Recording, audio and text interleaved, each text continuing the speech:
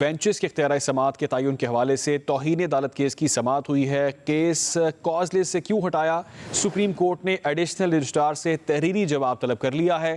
عدالت نے خواجہ حارث اور احسن بھون کو بھی عدالتی معاون مقرر کر دیا۔ جسٹس منصور علی شاہ نے کہا اس کیس کا تعلق آئینی ترمیم سے نہیں، کوئی ویسے ہی ڈرنے لگ جائے تو الگ بات ہے۔ عدالتی معاون منیر ملک نے فل کورٹ تشکیل دینے کی تجویز دی ہے۔ کہا عدلیہ کی آزادی سے جڑے مسئلے کو ہمیشہ کے لیے طے ہونا چاہیے۔ کیس کی سماعت کل تک ملتوی کر دی گئی۔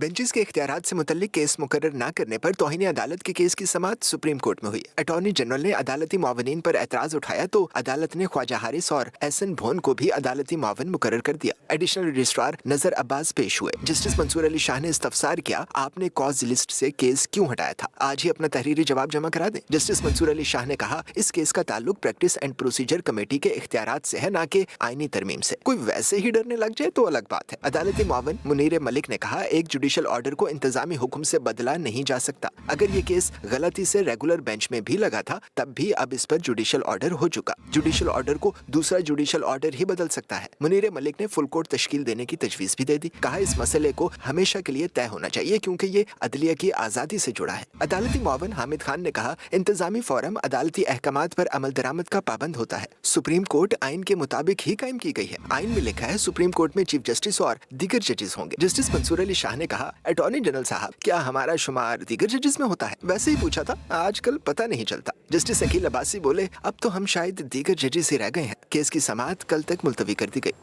بینچز کے اختیارات سے متعلق کیس مقرر نہ کرنے پر توہین عدالت کے کیس کی سماعت سپریم کورٹ میں ہوئی۔ اٹارنی جنرل نے عدالتی معاونین پر اعتراض اٹھایا تو عدالت نے خواجہ حارث اور احسن بھون کو بھی عدالتی معاون مقرر کر دیا۔ ایڈیشنل رجسٹرار نظر عباس پیش ہوئے۔ جسٹس منصور علی شاہ نے استفسار کیا آپ نے کاز لسٹ سے کیس کیوں ہٹایا تھا؟ آج ہی اپنا تحریری جواب جمع کرا دیں۔ جسٹس منصور علی شاہ نے کہا اس کیس کا تعلق پریکٹس اینڈ پروسیجر کمیٹی کے اختیارات سے ہے، نہ کہ آئینی ترمیم سے، کوئی ویسے ہی ڈرنے لگ جائے تو الگ بات ہے۔ عدالتی معاون منیر ملک نے کہا ایک جوڈیشل آرڈر کو انتظامی حکم سے بدلا نہیں جا سکتا۔ اگر یہ کیس غلطی سے ریگولر بینچ میں بھی لگا تھا تب بھی اب اس پر جوڈیشل آرڈر ہو چکا۔ جوڈیشل آرڈر کو دوسرا جوڈیشل آرڈر ہی بدل سکتا ہے۔ منیر ملک نے فل کورٹ تشکیل دینے کی تجویز بھی دے دی۔ کہا اس مسئلے کو ہمیشہ کے لیے طے ہونا چاہیے کیونکہ یہ عدلیہ کی آزادی سے جڑا ہے۔ عدالتی معاون حامد خان نے کہا انتظامی فورم عدالتی احکامات پر عمل درآمد کا پابند ہوتا ہے۔ سپریم کورٹ آئین کے مطابق ہی قائم کی گئی ہے۔ آئین میں لکھا ہے سپریم کورٹ میں چیف جسٹس اور دیگر ججز ہوں گے۔ جسٹس منصور علی شاہ نے کہا اٹارنی جنرل صاحب کیا ہمارا شمار دیگر ججز میں ہوتا ہے؟ ویسے ہی پوچھا تھا، آج کل پتہ نہیں چلتا۔ جسٹس عقیل عباسی بولے اب تو ہم شاید دیگر ججز ہی رہ گئے ہیں۔ کیس کی سماعت کل تک ملتوی کر دی گئی۔